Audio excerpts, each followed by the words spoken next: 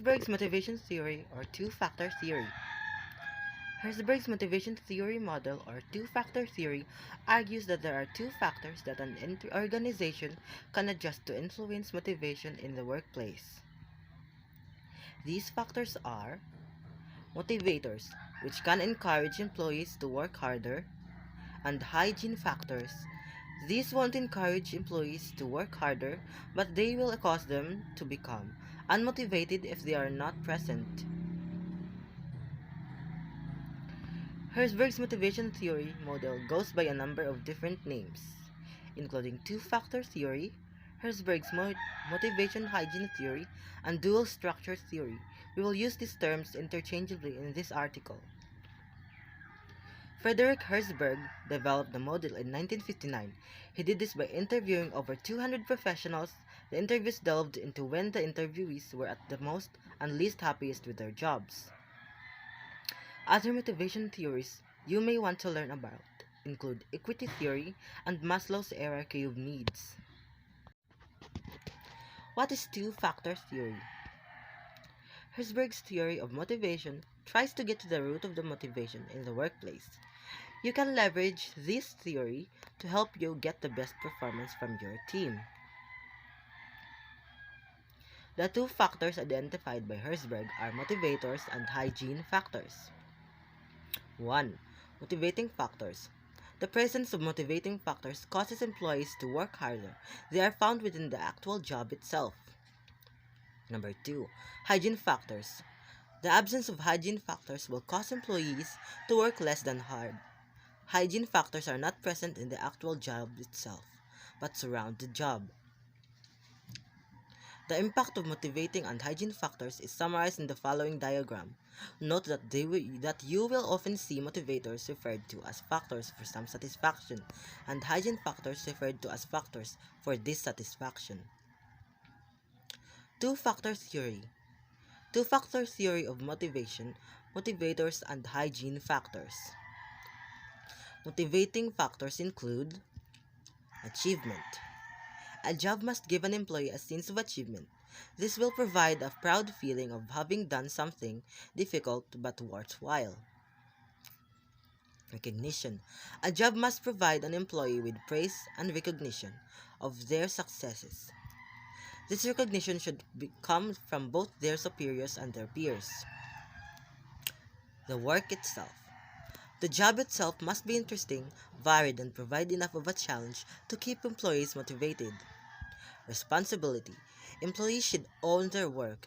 They should hold themselves responsible for this completion and not feel as though they are being micromanaged. Advancement. Promotion opportunities should exist from the employee. Growth. The job should give employees the opportunity to learn new skills. This can happen either on the job or through more formal training.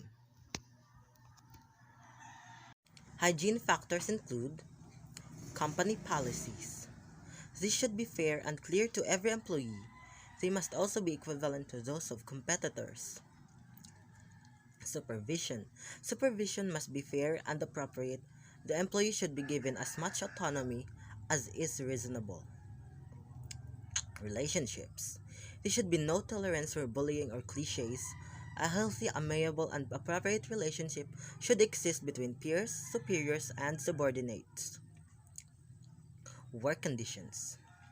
Equipment and the working environment should be safe, fit for purpose, and hygienic.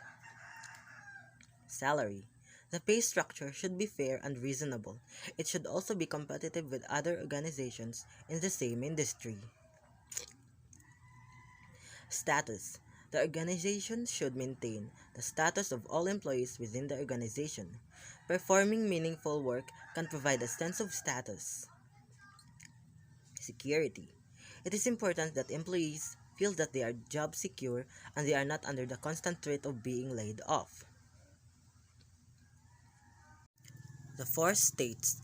In a general sense, there are 4 states an organization or team can find themselves in when it comes to two-factor theory. 1. High hygiene and high motivation.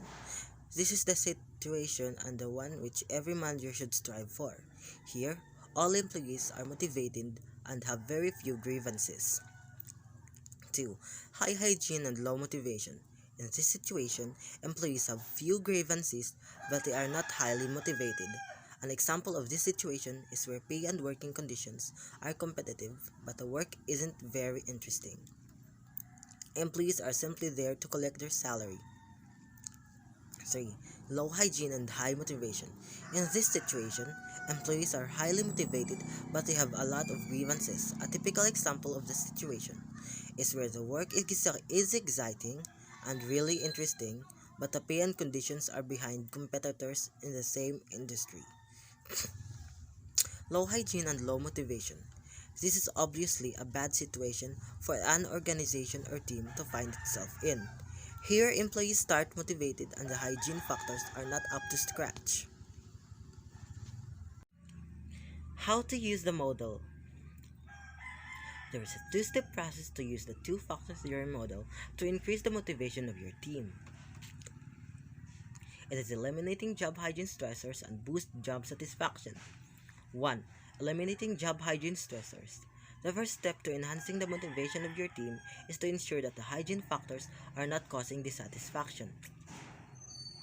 Each person will examine hygiene factors through their own unique frame of references. Because of this, it is important to work with each member of your team to understand their specific perspective. Some common steps to remove hygiene stressors are: rectify petty and bureaucratic complaint policies. Ensure each team members feel supported without feeling micromanaged. You can do this by using servant leadership or a democratic leadership style. Ensure the day-to-day working culture is supportive, no bullying, no cliches, everyone is treated with an equal respect. Ensure that salaries are competitive within the industry. Ensure there are no major salary disparities between employees doing similar jobs. To increase job satisfaction and status, aim to construct jobs in such a way that each team member finds the job meaningful.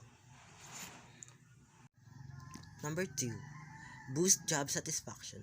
Once you have removed hygienic stressors, the next step is to boost the job satisfaction of each team member. We can do this by improving the actual content of the job itself.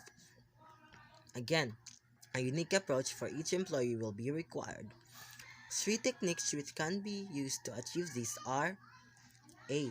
Job enrichment. Job enrichment means enriching a team member's job by giving them more challenging or complex tasks to perform. These more complex tasks should make the job more interesting. B. Job enlargement. Job enlargement means giving a team member a greater variety of tasks to perform. This variety also makes a job more interesting. Note that with job enlargement, the variety of tasks is increased, but not the difficulty of these tasks. If difficulty increased, then that would be job enrichment. C. Employee empowerment.